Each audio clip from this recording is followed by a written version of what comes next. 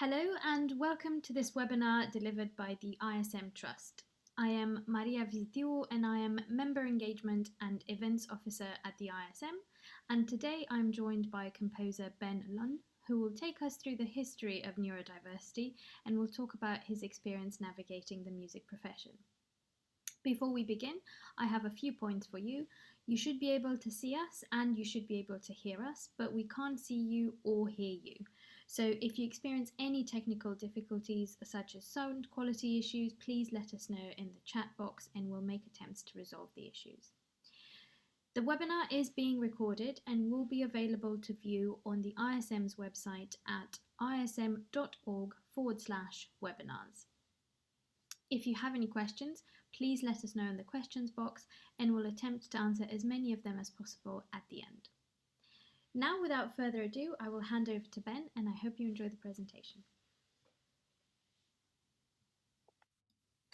Thank you very much, Maria. It's wonderful to be here with you, everyone, and I hope everyone is enjoying the sun as much as we are up here in Scotland today. So for today's webinar, I'm sort of splitting it into two sections. One, looking at the background history of it, just to gain an understanding of, one, how language has changed around autism and Asperger's and all those various other different groups, things, and how that led to neurodivergence. And then also discussing how that has linked to the evolution of music in various different ways. And then in the second half, I'll then be talking about more practical things that we can do within the industry in various different formats. So we've got a nice waffly history bit and then some nice little practical things that we can do moving forward. And once I've done this bit of waffle, I will put to the floor and see the questions and we'll go from there. So when we're sort of discussing music history, as many people know, the big problem we have when discussing any sort of minority group is the understanding of how we sort of see our understanding of that minority group today and how we compare it to the past, which means that sometimes we either overlook individuals by accident simply because we're using criteria today that don't necessarily fit the past in various other different forms. And so when it comes to disability, this problem becomes even more complex because disability, particularly mental and learning disabilities, have undergone such constant changes within society that it's then very hard to really pinpoint who was disabled, were they disabled, did they actually connect to disability, and all these various other different issues.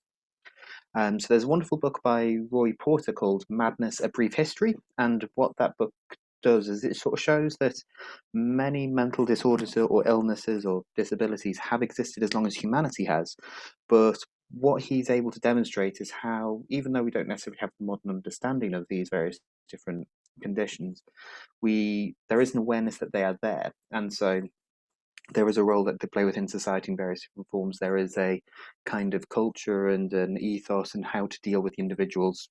We just need to look at, say, of people who are possessed by evil spirits within the Bible or various other different holy texts, where this sort of is a concern that is very prominently and culturally aware, but then doesn't necessarily have the words to be able to describe what it is. With autism, it's I say quite a curious history because it's gone under quite a huge amount of change in the past 100 years. So prior to the 1940s, we would find that autism or Asperger's, or those big brackets, were just seen as a variant of schizophrenia. And so this meant that they weren't seen as their own individual disorder, but it also means as well today that individuals who are diagnosed as either as schizophrenic or as autistic, that they don't get diagnosed as the other because they're too closely linked in the DSM, which is the Diagnostics and Systematic Manual. It does specifically say if they're diagnosed with one, you need to be really careful.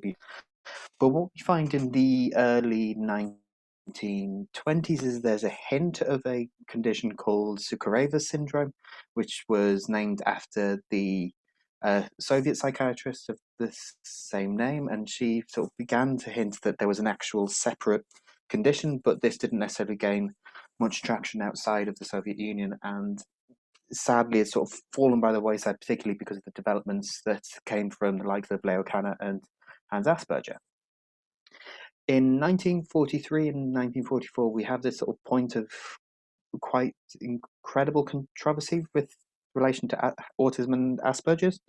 One, because it is not particularly clear if it was Leo Kanner in 1943 or Hans Asperger in 1944 who came up with the condition of autism as a separate entity in itself, or as Asperger's in a separate thing in and of itself. But what we also find at this same period of time as well is Hans Asperger, he used the distinction between autism and Asperger's as a way to highlight functional differences. So then the individuals who were deemed as the useful idiot, to use the Nazi terminology of it all, would be diagnosed as Asperger's. So these were people who were sort of idiotic and stupid now, but they had the potential to become like university professors or something like that because of their astute minds, despite having all the lack of social skills. Whereas those who were diagnosed as autistic were then seen as the useless eaters and were then inevitably murdered as part of the euthanasia programs that the Nazis used in the 1940s and in the late 1930s as well. So because of this controversy, we then see we also sort of see at the same sort of time as well that the line between Asperger's syndrome and autism is getting quite blurred in various different ways, because as Asperger's and autism have had things like the high functioning, low functioning, and all these other complicated terminologies, that the line between the two effectively disappeared. And so then what we find in 2013 is the DSM didn't separate Asperger's or autism at all. They are linked as one singular condition, which means that those who weren't diagnosed as autistic beforehand or were diagnosed as Asperger's could be viewed as being autistic. Whether they relate to that or not is a different question. But what we also see is, as well as the word autism then is building a huge collection of various different people, which is much broader than was necessarily originally deemed by Leo Kanner and Hans Asperger, which gives quite a curious sort of breadth to the difference in the spectrum of individuals that we have under this one particular banner. As we've moved along as well, there's been also an interesting thing that has happened at the similar sort of process, particularly between the 90s and early 2000s up to today, is for a long time autism was seen purely as a childhood disorder, which often, and much like the likes of dyslexia, dyspraxia, and so on, these were seen as conditions which you'd eventually grow out of as you got older, meaning that people who didn't get diagnosed as a child would struggle even today to then get the diagnosis. But it also then meant that support for individuals once they turned 18 effectively disappeared. As an example, I'd had speech and language therapy from the age of 5 all the way up to 16, but then to try and get support after the age of 18 was almost impossible for various different reasons.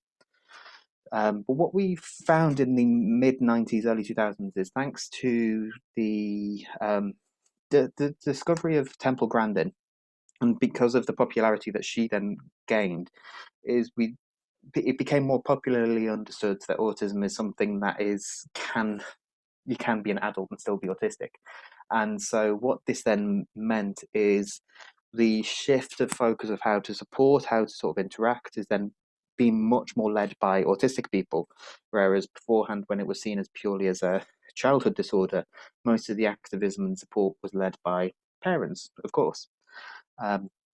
This then development, particularly from likes of Autistic Self-Advocacy Network and various other different similar organisations, we then find we're eventually coming into what is now termed as neurodiversity, which is an attempt to sort of see autism, Asperger's syndrome, ADHD, Tourette's, dyslexia, dyspraxia, and other similar conditions, and sort of bring them under one particular banner, which sort of is in a similar kind of fashion as we see with the social model. And for those who don't know, the social model of disability is an understanding that the things that disable us are in the ways that society are constructed.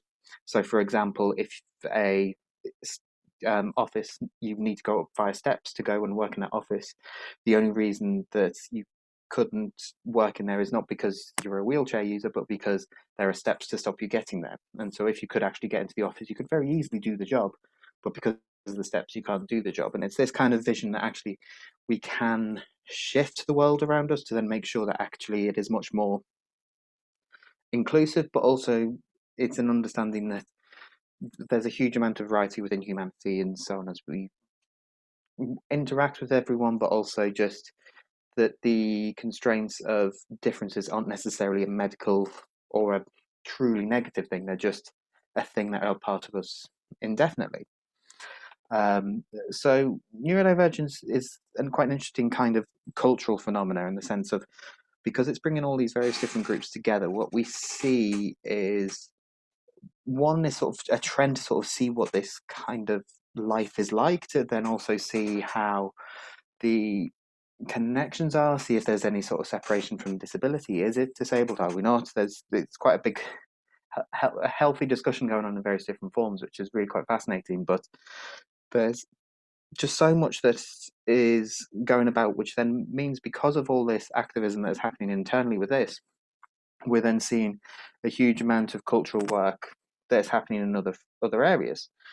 And so what we see today, particularly why we see a big sort of focus from various different groups across the board, and to try and highlight the importance of including autistic and neurodivergent people in various different forms, be it in relaxed concerts or be it within programming of disabled composers and various other different bits. It's because we've had the cultural momentum gained from various different individuals coming together. So much like we saw with the Harlem Renaissance in the early 20th century, it's because of this sort of step up of understanding of humanity, which then brings this wonderful cultural energy which comes alongside it, as well as the political activism that's associated with it. So even so, not necessarily suggesting that every single neurodivergent musician is a political one, but without that sort of political energy behind it, their ability to sort of take ownership of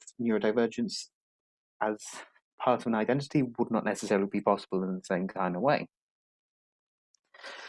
I'd mentioned sort of the sort of questions and sort of struggles of sort of looking at people historically, but I think we can take a sort of quick moment to sort of reflect on the French composer Eric Satie, just because there's so much in him as a person which hints that he is almost definitely autistic, but this is not necessarily to sort of force everyone to sort of rechange how we sort of view him and sort of try and see how autistic his music is, but more just in the sense of the understanding that he was probably autistic but just didn't get diagnosed, but if he would be a composer. But we're in this lovely position where someone who was almost definitely autistic was composing really wonderful music.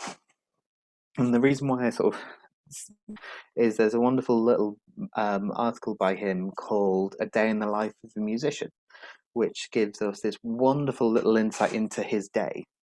Simple things like between the times of 10:23 and 11:47 exactly, that is when he is inspired and he composes. Or alternatively, he only eats white food such as the egg whites or as rice or other similar kind of foods, because that's the only thing that he can bring himself to eat. There's also his very intensive control of his breathing, that he doesn't breathe too deeply but doesn't breathe too lightly so he doesn't get faint, but he doesn't breathe too deeply that he then speeds up. It's this lovely control that he really focuses himself on, which, because of his time and era, he's sort of explained as this great eccentric, but as if he was alive today, he would have been diagnosed as autistic. But as I also mentioned, if he was diagnosed as autistic during his lifetime, we wouldn't have had the wonderful composer, because he would have been shunned off from society in various different forms. So I've waffled quite a lot about particularly this sense of energy that we're finding with composers and with musicians in particular. So to give a bit of example, we did a conference with Sound Festival a few weeks ago, and this focused primarily on neurodivergent composers and just music making in general, and tried to sort of highlight elements of the work. And within it, we had music by composers like Jason Hodgson, who they were describing how within their music they're seeing this lovely balance of controlling and exploring aleatory as well as other kind of experiments, and how that is linked much to them as an individual. We also heard a wonderful new piece by Siobhan Dyson, which was exploring the impact of sensory overload and what it is like to be outside in the real world when that happens. And it was incredibly effective, to the point that many people who attended struggled for a little while afterwards. And it's a really kind of telling example that she was able to really pinpoint that sensation that she then forced to put other autistic composers and neurodivergent composers to sort of struggle for the rest of the day. We also see within her work in general, as well within the work of the composer Joe Stollery, there's also just this fascination with sort of more local concerns in various different bits. So, for example, there's a really wonderful piece of music by Joe Stollery called Skene Obsession, which is based on the legend of the Laird of Skene. He was accused of being a wizard, and one day he ended up wandering around the locality near him and came across this ceilidh, and through his very dark magic he forced the dancers of the ceilidh to keep dancing until they died. And this manic and wacky energy that comes from that kind of silly scenario is put together really beautifully in Joe Stollery's Skene Obsession. We also have wonderful composer Rylan Gleeve, who has been getting quite a lot of interest in sort of support and celebration across the board in various different forms, and quite rightly so. But what is particularly wonderful about their music is I've seen there's a huge amount of concern about sort of very personal problems, but also just other things that are much more impactful of society as a whole. And so what we find is exploring larger different elements. So there's, for example, the impact of having a new permanent address, which in his work that he wrote for the Hebrides ensemble called Permanent Address, he sort of explores that strange sense of sadness, but also loveliness that comes from having this new home and the potential that comes with it. I did just see in the questions that someone wanted a list. I will make sure that's written up and we share that out across the board, because I do waffle very quickly and there's a lot of fun spellings as well. So I'll make sure we get that one out to everyone. There's also a wonderful composer called Benjamin Teague, who is based in Cardiff, and they their music reflects a lot of their music. The composition teacher Peter Reynolds, who was also my composition tutor while I was studying in Wales, and the great quality that Benjamin manages to bring out is this lovely ability to just have very small things speak 1,000 times more than very small things should, and it's just a really wonderful kind of effect. We then also have other composers like Oliver Cross, who's been an associate composer and musician for Drake Music, and he brings in this wonderful mix of folk playing as well as combining that with his harmonica playing. There's this wonderful collection of things where he's exploring folk traditions and then adding electronics into it as well, and it's just really fun music. We also have a wonderful fiddle player outside of Fife called David Nicholson, who performs lots of really wonderful stuff across the board, and he works a lot with the Scottish Fiddle Orchestra and is a really fantastic musician in and of his own right. And then we also have an interesting composer who, particularly for those who can read French, there is a wonderful book called La Musique Autiste by the French-Canadian composer Antoine Huliet. And so he describes how, because he was diagnosed in his late 30s, he sort of looks back at his development as a human, but also just his as a composer as well, and talks about how this new understanding that why he was drawn to certain habits is purely because of his sensory sensation that comes with that kind of element. So just this feeling of, I prefer this kind of harmony, it feels more natural to us, or it feels more positive in general, whereas say harsher dissonances just feel quite too intensive, or just quite not necessarily contradictory, but they're too much of a problem to be able to actually find something relatable to him. And so there's the book is really quite a wonderful thing to read, and it has a lot of really quite fascinating insights, and I was really quite touched by it. And it was quite interesting sort of comparison between my own sort of development in the sense of, as I was diagnosed when I was very, very young, that to spend that time looking back and getting really reintroduced to yourself and re-understanding yourself is quite a fascinating thing to be able to explore. So oddly envious of him in that to have that ability. So what to sort of surmise the whole sort of waffle that we've had in this session, we're in a position where because of the development and the understanding of, say, autism, of Tourette's, of ADHD, and all these various other different conditions, we are finding that just because you have a diagnosis of something, it's not necessarily that you should be cast off from society and left in a sanatorium somewhere, but more just in the sense of it's just slightly different wiring. And so because of the understanding that it's just different wiring, that then not only the potential that has in the creative arts in general is quite a positive thing, but also just in various other different parts of society is a very positive thing to have that slightly different kind of thinking that really helps sort of keep us innovative as a species, but also just to give interesting solution to various different problems. And there was a wonderful study from, I think it was from France a few years ago, where it sort of suggested that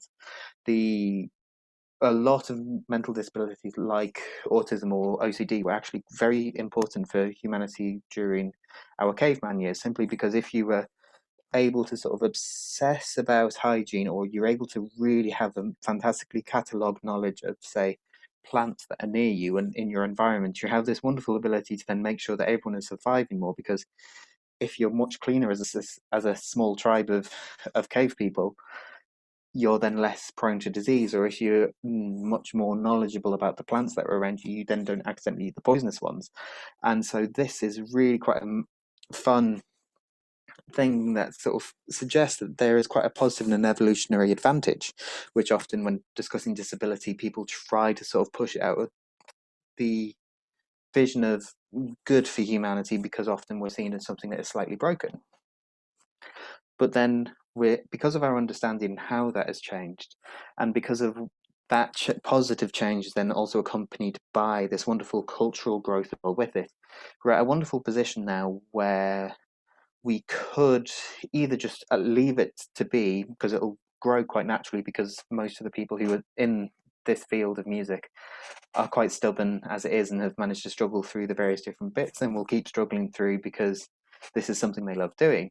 But we could also be in a position where if we made a few little changes to how we work as a profession in various different forms of the profession, we could allow a community of individuals to actually thrive and actually grow, and not just to be surviving. And I think that's always something I want to really kind of push whenever sort of addressing issues of any sort of minority group or demographic within music.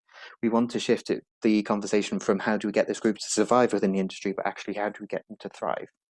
So thank you very much, and I'm very curious to see what questions everyone has.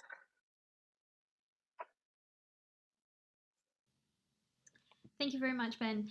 We don't have any, well, we've got one question, but I think that got covered. So someone mentioned right at the beginning about you mentioning autism and Asperger's as types of neurodivergence, but what about dyslexia spectrum? But I think you've covered that is also included. Yes. Yes, so dyslexia also comes with under neurodivergence, and often as well within dyslexia, as it's often seen as a comorbid condition of the autistic spectrum disorder. So often people who are dyslexic will most likely also have hints of autism as well. So dyslexia is on the list of things for myself. So if there's any other questions, please let us know.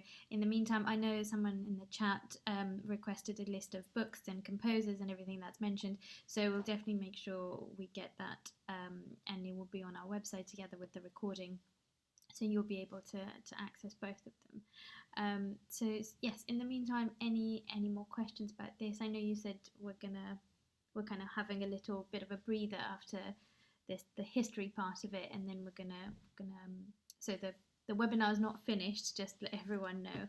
We're just taking a pause to see if there are any questions that come up. Do you know what the oldest age at which someone has had an autistic diagnosis? That's one of the questions.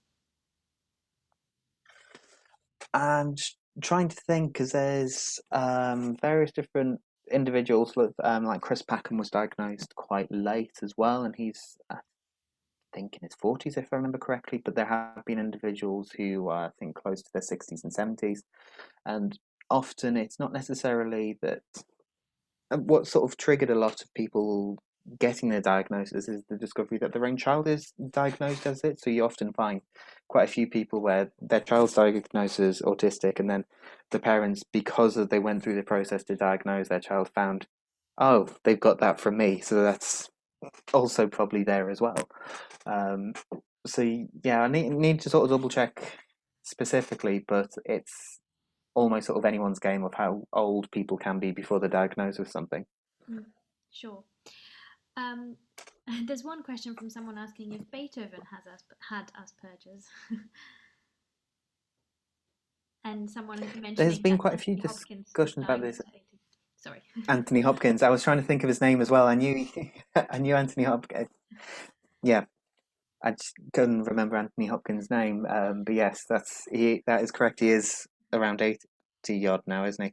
Yeah, Yeah. So in relation to Beethoven, there's a similar sort of yeah. it's a similar sort of discussion around Mozart, but also just geniuses in general. It's sort of seen as, well, were they autistic or were they sort of dyslexic and so on, which it's quite a difficult one to be able to discuss. One, in the sense of it's sort of seen as a way to go, oh, it's not so bad that they're autistic, they might be a genius. But actually, even if you're not a genius, there's nothing wrong with being autistic. But it does feel sometimes it's a little bit like sugarcoating it.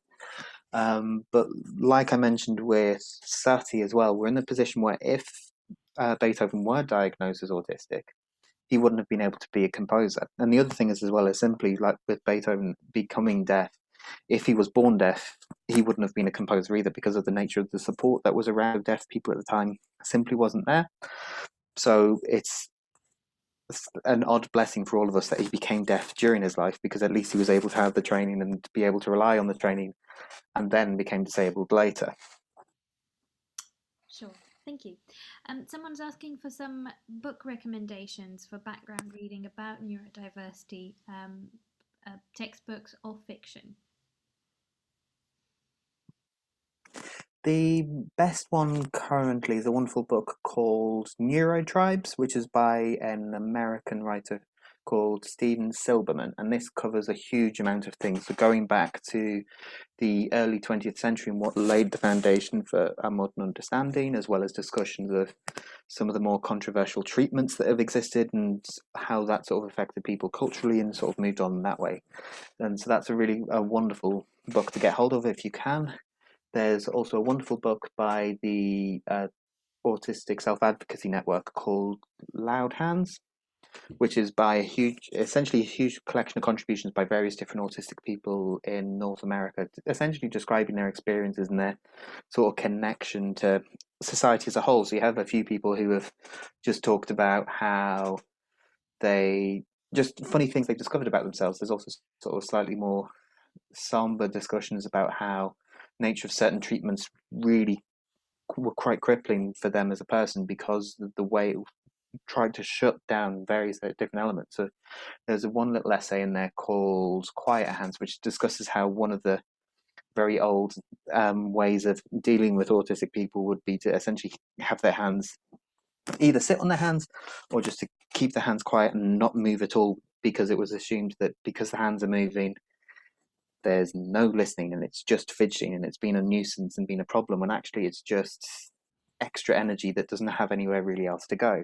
And so when you're then focusing too much and trying to stop that, it's then inhibiting your ability to do anything else. And so the essay Quiet Hands is quite a dark and somber thing, because it's something that thankfully I didn't have to a very similar kind of extent, but it is something that I had come across in various different guises, but thankfully not to an extreme extent as described in that particular essay.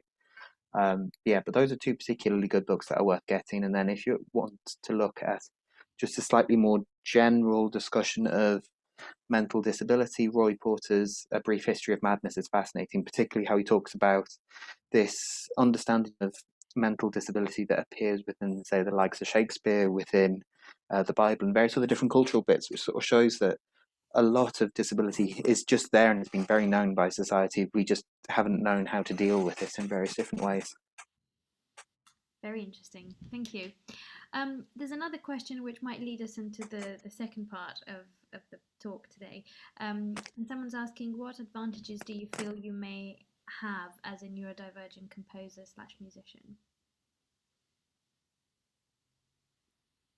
It's a curious question. One, just in the sense of whenever we talk about disabilities, often what can't you do? What can't you, like when you're trying to get disability benefits, you're talking about the things that you can't do. So then the Department of Work and Pensions will have sympathy on you and give you enough points to get your PIP and so on. So it's quite nice to have that moment of, oh, what's actually good about it?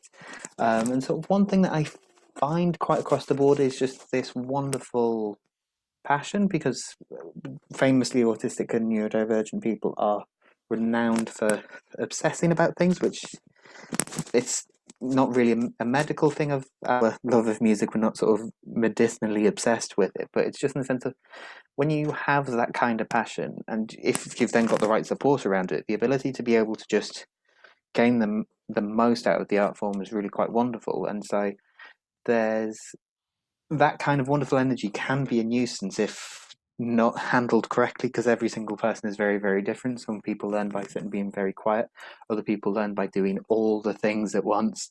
And if you then are acting in a way that's counterintuitive to how they learn, it's then not going to be very helpful. So sometimes it's just a matter of getting the right, using the energy in the right kind of manner. So yes, that's one thing. And then in my own personal circumstance, just because it's this been commented about us a few times, I've got far too much sort of bits stored up here about various useless different bits, as well as bits around this sort of topic as well, that it's just stored there to an encyclopedic kind of extent, which is quite an advantage, but there's thankfully I can talk about this as a professional, whereas if you're just going down the shops, it's not really a conversation you can have all the time with everyone. So it's an advantage in the right situation, I imagine.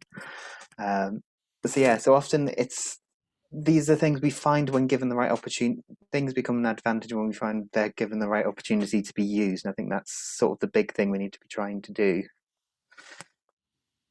I hope that answers. It feels like I was just waffling. Perfect, thank you.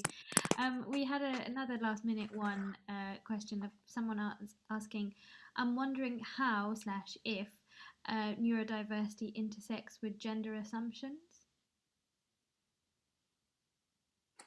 It's a very difficult one, and the half of the problem is there was a theory of the gendered mind, which was essentially described as an autistic mind is a hyper male brain.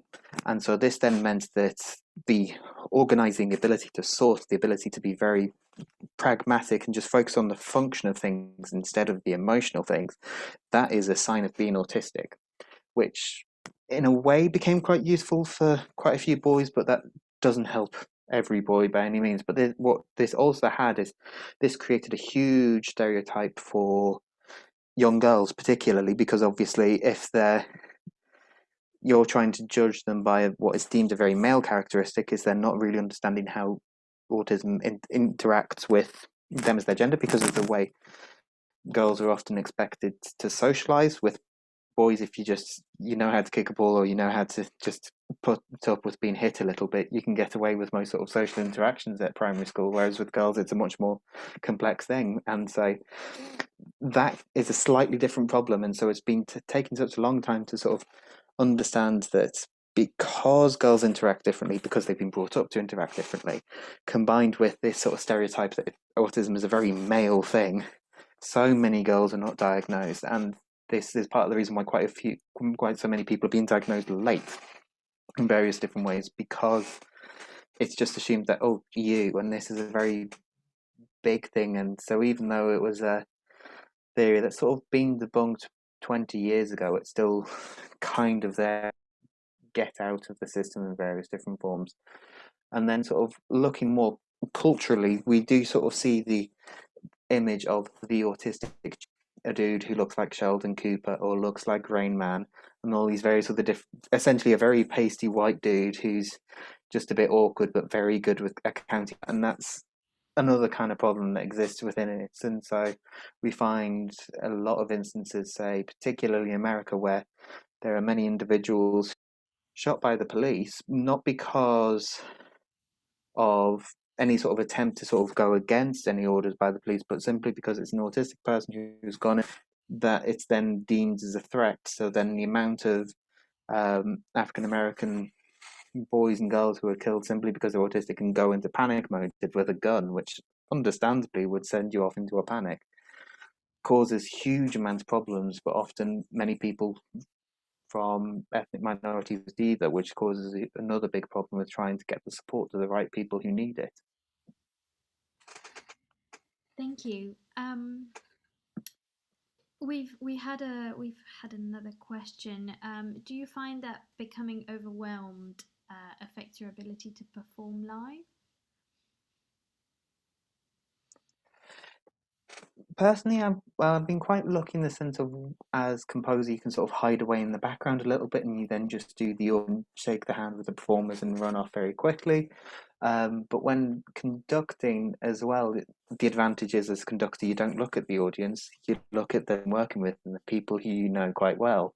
So that's helped quite a lot. However, when I was younger, particularly playing in brass bands, particularly in brass band, already quite an intensive position because the prize money alone could do a lot of wonders for the band, and then there's also the prestige as well, which means there's that extra kind you don't necessarily get in the ordinary performing environment. It does become extremely stressful, and it does sort of make you lose your mind a little bit as well. And it is a very common, thankfully, this sort of nerves with performing is quite a common thing across the board, not just within neurodivergent people, but is a big problem for musicians across the board because it is a very scary process to perform to a huge audience. So thankfully, there's a huge amount of support that can help with that. But yeah, very, very common. Cool. And then I believe the last question would be if you have any thoughts about composers' autism and synesthesia, and them saying that synesthesia and autism are often correlated, and wondered if this is something you experience in your creative process.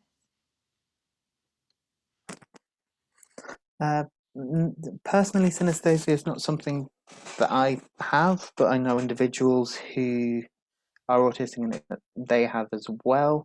I think the big thing is with a lot of the autistic mind is it's sort of hyper aware of a lot of sense. So as an example, when say sat in a cafe, when we're allowed to finally sit back in cafes again, the ability to sort of phase out everyone else having the conversation and just have the conversation you're having with the person you're with is extremely difficult. So I'm just sort of sat in the room and hearing all the conversations that are happening, as well as the coffee machine, as well as people rifling through things, and can't really sort of phase that out.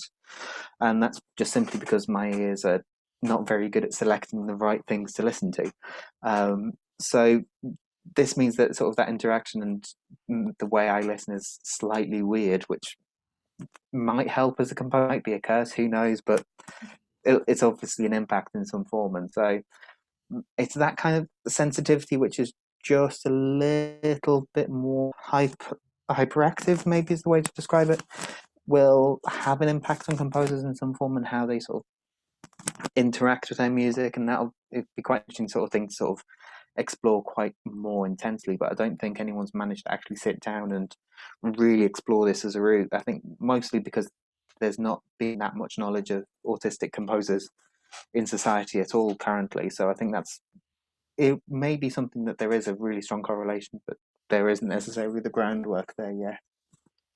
Sure, perfect. Well, I think we can move on to kind of the second part of the presentation, and we can save some of the questions that we're receiving for afterwards.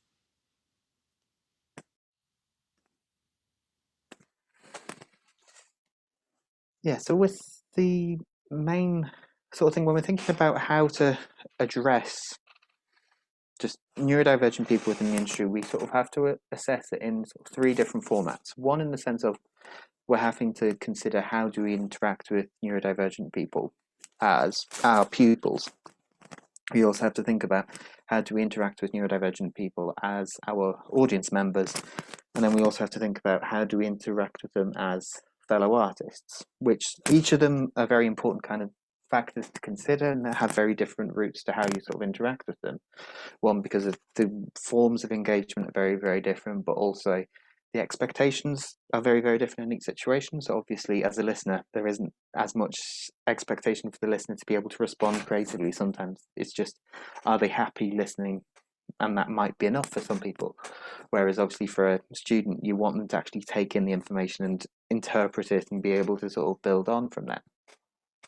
So within education, we're sort of it's a very difficult situation to address in various different forms. One, because it's often with most music education, the best kind of education is one-to-one, in that sense of the ability to just spend your time and nurture with the individual, move at their pace and so on, which is a very helpful thing. But obviously, because of the impact of teaching music in schools and various other different bits, this sometimes, if not more often than not, is a luxury, which then impacts our ability to make sure that actually all people are engaged and able to move forward.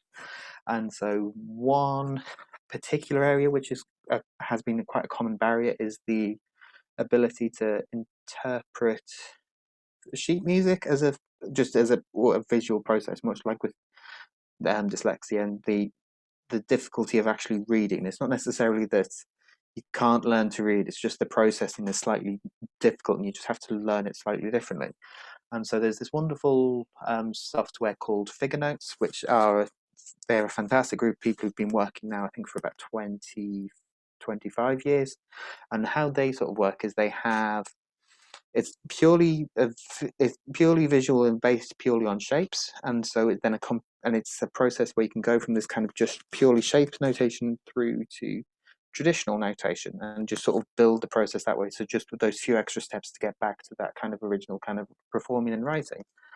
And so what you then find is for the different octaves, there are different shapes. So you'll have one octave is squares, one is triangles, one is circles, one is diamonds, and so on. But then each note is a different color, which then you have all the lovely stickers on the piano. So you can then see black square is here, red triangle is down here, and it's that sort of visual stimuli between the two, as well also using spatial notation. So for example, if it is a note for a minim, it's only 2 blocks across, whereas if it's for a full semi-brief, it's for 4.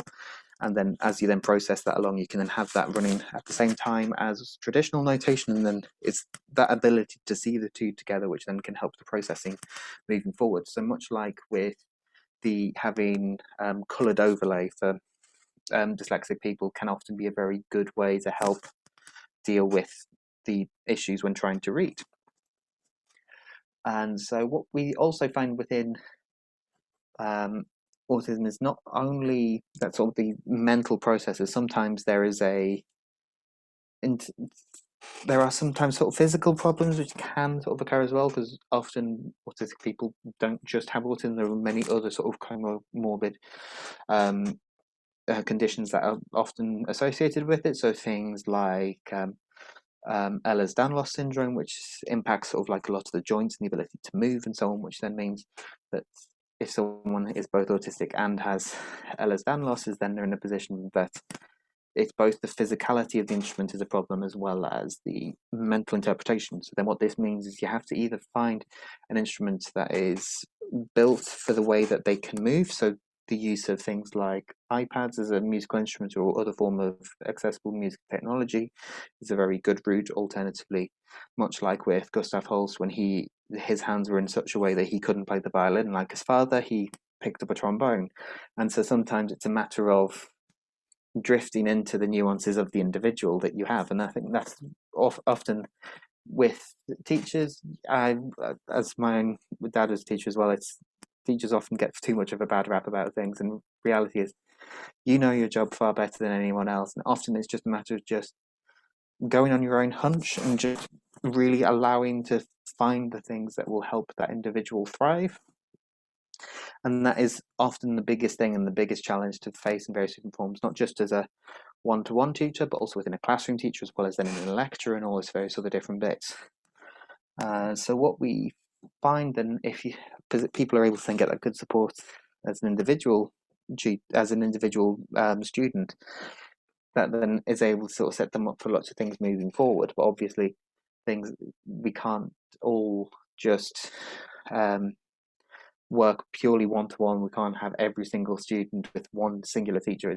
It's a quite a manic kind of situation to deal with, and particularly now as we're in a position where often a lot of music tuition is happening online, there's all these extra complications which are thrown into the process, which we wouldn't have really had to envisage 20 months ago, let alone any significant longer period of time. And so it's a very complicated thing to be able to make sure you're bringing in all people, and particularly bringing in disabled people in that process of learning. And I think ultimately, as long as your ethos is to work with the pupil as much as you can, that is often a very, very positive way of dealing with it. But when we get back to physical performing and physical lessons as well, there's lots of other things that are often forgotten about, mostly because, particularly when doing classroom tuition, we're given the one nice little practice room, or well, practice room usually just a nice little cupboard with a window in it, and you're then left in there with, say, a trombone and your trombone people. And so the ability to sort of sit down and sort of evaluate the room is quite a difficult one to be able to do. And so, for example, which I'll cover much more when discussing sort of audiences, but when I worked with Hebrides Ensemble and Drake Music Scotland, we worked with the Queen's Hall to then produce an accessibility document which had the ethos of everything that you can interact with in a sensory manner will have an impact. So this includes everything from the colour of the walls, the noise that the lights make, the noise of the door, can you hear other people, what smell is in the room, and all these various other different bits. And so if you're in a position where you can address all those various different bits, or at least make everyone aware of those different bits, you can then sort of mitigate a lot of the problems. Because if you're in a position where you're able to make sure that the room itself is as comfortable for the pupil as possible, they're able to work as best they can. Whereas if you're in a position where you're trying to play a nice piano piece, you're trying to teach them a very nice quiet piano piece, but the electric light is buzzing the entire time, that ability to focus in on that sensation, to be able to play nice and quiet and soft on the piano, is much more difficult because you're distracted by the noise of the light, as a lovely example. So it's those kind of things that have to kind of be considered in various different forms, but obviously, particularly when doing peripatetic teaching, you're often at the whims of what room you're given. And so it's a much more difficult process to be able to get into the nitty-gritty. So it's more something to necessarily be aware of than something that as teachers you have to enforce as individuals. Within the school process, within the university process, it's a very difficult one to get the balance right, because obviously there are a huge amount of pupils, and particularly within universities where you have huge rooms of people to lecture at once, it's very hard to then address the needs of singular individuals, which is part of the problem when it comes to sort of including disabled people of all forms within particularly higher education, because the nature of a lot of higher education is not built for disabled people, and also a lot of the older universities and even some of the newer ones aren't particularly accessible as physical buildings as well, which is great big problems we have within in the education sector. But for music, it's much like with peripatetic teaching. If you're teaching in a university setting, it's getting that right balance of, I think, the ability to drift into the individual's needs and be able to think of all the different ways that may be a problem. And so, for example, there's a wonderful cartoon which I need to find and need to share with everyone, where it shows this lovely entrance into a school. It's covered in snow. You see the caretaker taking the snow off the steps, and the kid in the wheel who's using a wheelchair says to the caretaker, "Could you get the snow off the ramp?" And the caretaker simply says, "Oh, once I've done the steps, I'll get to you." But then the kid in the wheelchair simply points out, "Well, if you did the ramp, we'd all be able to get in at the same time." And so often with a lot of accessibility things, they're discussed as they're an extra, when actually sometimes if you just did it in the accessible format, it would then be useful for everyone. So this could be simple things like using a dyslexic friendly font. There's a wonderful font called Open Dyslexia. Alternatively, if you can't get that font, Comic Sans is actually accidentally is very accessible and a dyslexic friendly font, because of the fact that every single shape of letter is very obviously different.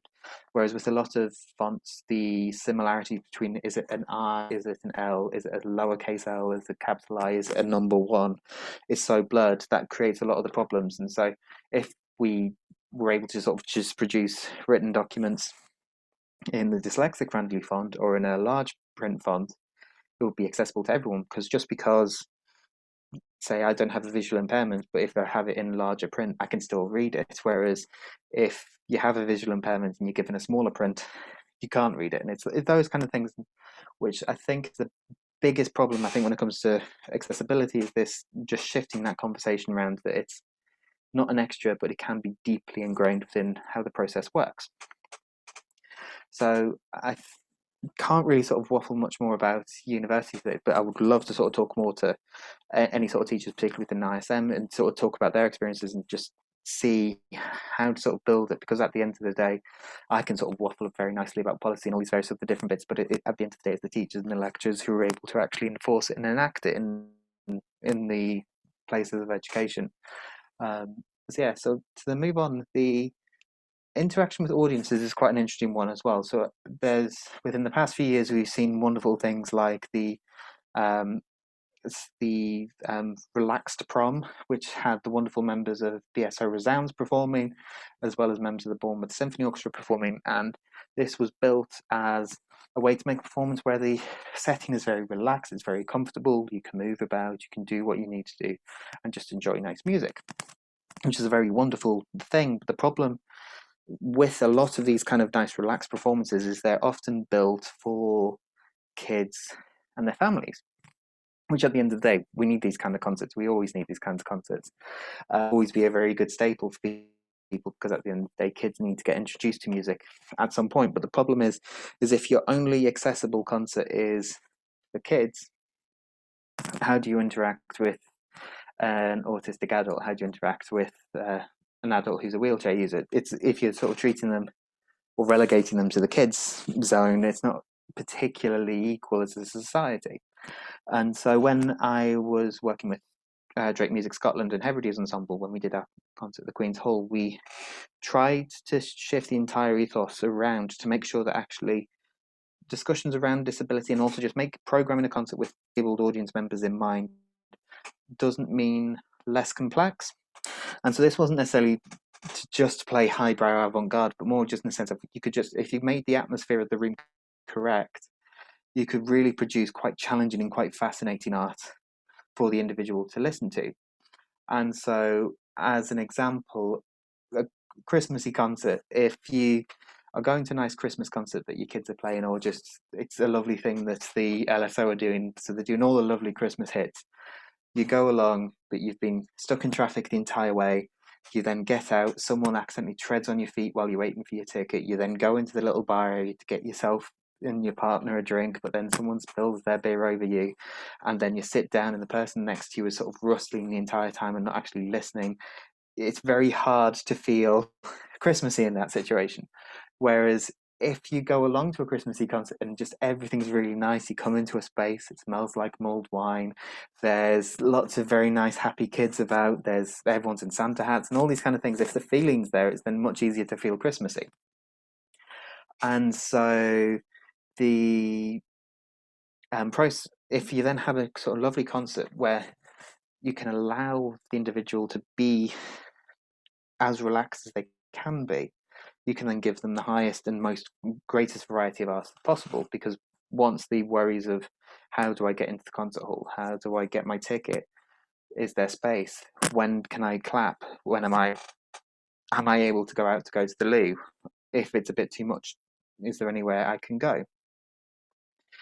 And so if you sort of get rid of those kind of worries, it's then in a lovely position where the person can just focus on the music. And so the things we did within the concert included having an audio description, which quite simply would describe what is seen for those who are visually impaired. So as an example, I am a 30-year-old man with a nice beard, lovely red jumper, and you can see a white wall behind me, as an example. So it's then not necessarily relying on fancy technology, it's just in the introductions. I then would introduce each segment. We had sort of 3 parts because of practicalities of all the pieces that were involved. And so I described in the first part who the composers were. We'd hear their piece, there'd be nice applause, the composer might come up or they would wave from their seat like a very fancy person, and then we'd go on to the next piece, and so on. In the break, you're allowed to move about. In the concert itself, you're allowed to move about if you need to. It's fine, it's not a problem. And just went about the process that way. And what this then meant is, for many individuals, because there wasn't a pressure that they had to be there, and just the little habits of a concert were plainly spelt out, there was no worry, and we're able to produce and show them very interesting and very complex music. And as an example, my own piece that I wrote for the digital orchestra and for Hebrides Ensemble was heavily microtonal, and many classical audiences would shudder at the amount of microtonal stuff that was going on. But because we had a nice relaxed concert, people were fine. And just, of course, it wasn't to everyone's taste. I'm not going to tell you that everyone liked it. That would just be a bit facetious, but it was just everyone was there and relaxed, sit and enjoy the music. And that's a really wonderful kind of thing. And I think for those who are in a position to set up concerts, if you're able to sort of think about little things like, is it clear their ticket? Is it clear that they can sit wherever they want? Is it clear that if they need to leave the room, it's okay. No one will hate them for it. Need to fidget, it's fine. Nothing goes wrong if you need to fidget, and all those kind of things. If you're able to spell that out as not there, it's fine. The little rituals of each concert, because every single kind of genre of music has their own little habits, be it the mosh pit at any sort of heavy metal gig, be it and just sat there with your wine while listening to the double bass solo in a jazz gig, or be it the sat quietly and waiting until the end of the piece to play from classical music. It has the habits, and it's just a matter of just not keeping them alien, but just, this is what we do. We don't necessarily always know why, but we just come to life. And so there's lots of different bits. Now, I'd recommend for everyone who can to have a look at the various different bits of accessibility we did with the Queen's Hall, because you can sort of see as good examples of what's there. One, because we have a physical document which describes quite heavily various different, so be it all of space between entering the building to actually doing the concert, every single space that an individual can interact with is described, so then the agency of the individual of, this isn't accessible to me, they're able to decide. We also have this wonderful little visual example of how you go about seeing your ticket and getting to the concert. And so we had a member of the orchestra called Joe essentially show the steps to go through. And so you see them getting off the bus and walking from the bus stop into the Queen's Hall, describing their steps as they're moving along. They ask for the ticket for tonight's concert.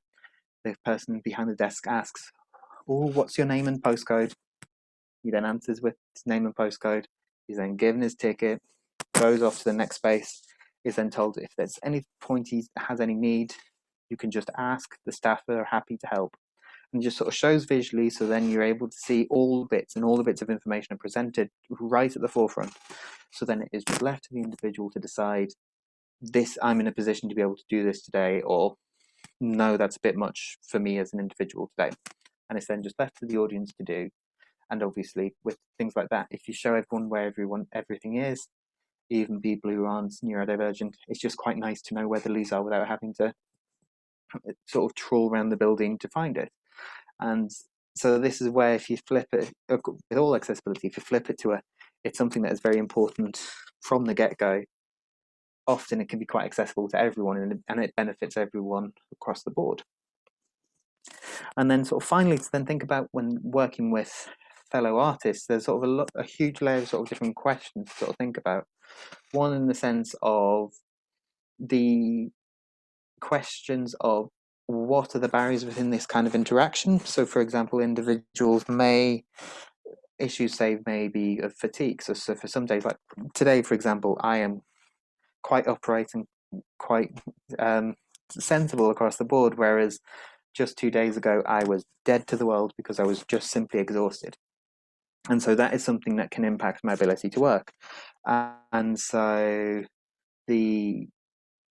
energy will shift about, which then means rehearsal process is then of course impacted. So you may have to sort of adapt that kind of process on for composers or just for concert organizers. A lot of our work does depend on knowing the right people. To be able to get the right gig, you need to introduce yourself to the right people. If they can do that, if you then introduce yourself to the right people, they can give you the right gigs, and then you meet the next new nice people who will then get you the next gig from there, which it's been the process of how a lot of the work is done. But this means that for individuals where social interaction is the very problem, how do you then advance yourself within the industry? We can have all the wonderful teaching and all the wonderful support to make sure that an individual can learn their instrument and become very good at their instrument, because they're more than capable of doing it, and they can learn to love the art very much so. But if you then relying solely on your ability to socially interact, you then can't progress much further despite how talented you are as an individual. And so that needs to be a conversation that needs to sort of be shifted. And it's, I think, strangely, thanks to COVID, because so much of our interaction has become via Zoom, we've then sort of noticed how much and how tiring a lot of social interaction is, because obviously staring at a computer screen and being intelligent for a long period of time is difficult, and it tires people out. And it's been quite heavily discussed, this sort of Zoom fatigue. But this isn't a problem that we find across the board as neurodivergent people, where there's just only so much you can do, and you need to just sort of sit back and just go, no, I'm done for today. And so if we're in a position where we now understand that social interaction is a tiring thing, maybe we can sort of build things moving further forward that actually means that sort of pressure of placing that social interaction as one of the main ways of progressing in the industry, it would be really quite helpful across the board, not just for neurodivergent people, but if we can somehow make it more egalitarian across the board, that is a very wonderful thing as we develop, and we'll just see our getting better across the board. I think if we are generally more egalitarian, but obviously we can't just fix things in a Zoom call. There are lots of other things that also need to be addressed in various different forms. So the other sort of things to sort of consider as well is there's a wonderful resource from the Musicians Union called the Access Rider, which I highly recommend individuals investigate. And so what these Access Riders simply do is they just ask what things you need to be able to do the gig. And so if we can sort of normalize that as a way of sort of working, so then if you're, say, hiring a composer or you're working with a musician, then you just say, these are the things that I need to do to be able to do this gig. If this becomes a very normal thing, it then means that when disabled people need to use it, it's not quite so strange and quite so real, or surreal, sorry. And so I'll make sure that we send around the links for that one as well. So then something that everyone does, but also something that if you're wanting to work with a disabled artist, be they neurodivergent or other form of disability, if you can sort of just preemptively go, what's your access rider? What do we need to do to make sure you can do the gig? If that is at the forefront of your mind, you're in a position to not only show that actually you've been very considerate to the circumstances of the individual, but also it's the understanding that it sometimes just needs to be at the forefront, because very practical things like, can you actually get onto the concert stage? This isn't possible in all of the concert halls we have in Britain. Quite a few of the halls and stages around the country are not accessible, and so no matter how lovely or welcoming your ethos is, if you can't actually get onto the stage, it doesn't really matter. And so sometimes it's just a matter of, if you have that conversation at the forefront, you can then find a venue that is accessible, or find ways to sort of get the venue that is not as accessible to actually address that problem of accessibility, and lots of other different bits like that. So yeah, that will be a very good thing to sort of try and think about with education, with dealing with audience members and dealing with fellow artists. If access is seen as ingrained in the very concert itself from the get-go, or just from the interaction, everything sort of falls into place much more naturally. And it's just from the simple point of view of, we're not doing this to make it easier for you, but just essentially from the point of view of, once you're in the room, you can then do great things. And if that's the way we have the conversation, it makes everything across the board. So just like if we're trying to get more women composers or more women performers in orchestras, if we shift it around to this is what will help women get into the profession too. If we do this, it'll allow women to be brilliant. that is a very helpful way of shifting the conversation across the board. And I hope, and when answering your questions as well, that we're able to sort of create that positive energy to essentially allow lots of people to be brilliant. And that's all we really ever want to do within our industry. So yes, so thank you very much.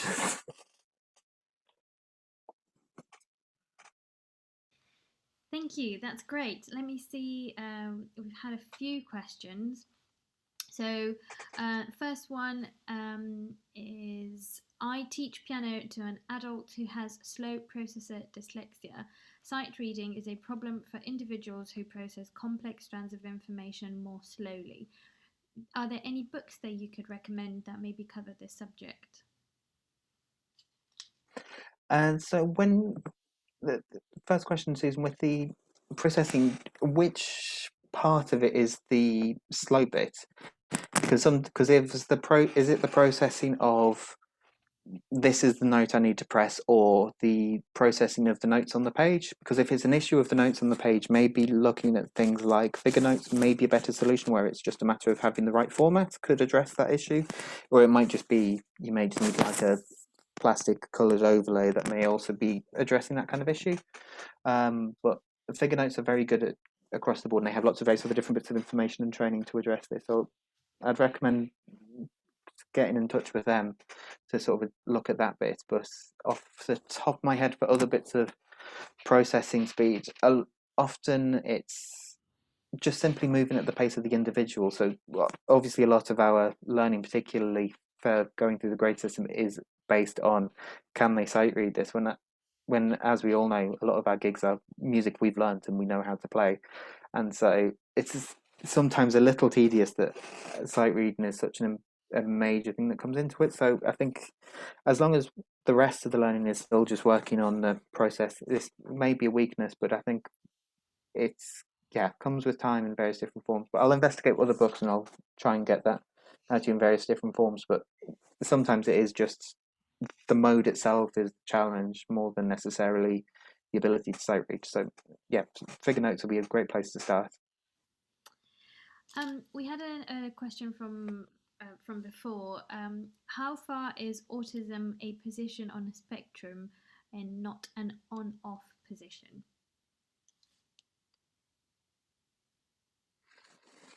So as in, is this opposed to everyone's a little bit on the spectrum? Is that's the what you're meaning, Gillian? I'm not quite sure of what you Yeah, mean with this particular question.